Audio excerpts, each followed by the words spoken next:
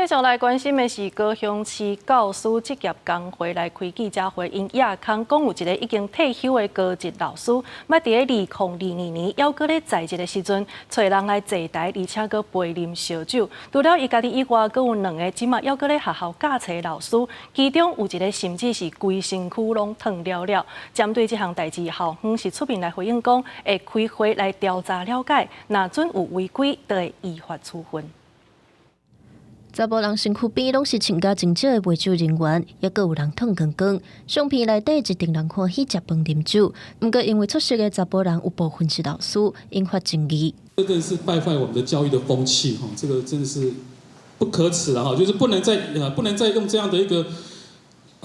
行径哈，然后再来当老师，我觉得这个应该要做一个教育局应该做一个解聘的一个动作了。 高雄教师职业工会日前透早开记者会，公布真侪张相片，指控有一间高职的一个姓叶的老师，伫2022年办这场餐会，参加的查甫人，佮包含同一间学校的2个老师，煞叫小姐陪酒，甚至算甲烫衫烫裤。那这主办的老师2年前已经退休，不过其他2个目前也搁咧教册。他认为这是他的下班时间。 好，然后他的行为的举止上，他可能是没有办法被学校约束的。可是我们想要强调的是，你为人师表，你自己不应该自律吗？ 工会甲协会批评3个人行为不当，而且其中一个姓施的老师担任今年高雄教育分红率评审，嘛互工校的老师指控无照实出勤，规工伫警卫室吹冷气看电视。面对指控，学校透早赶紧出面回应。 会依照相关规定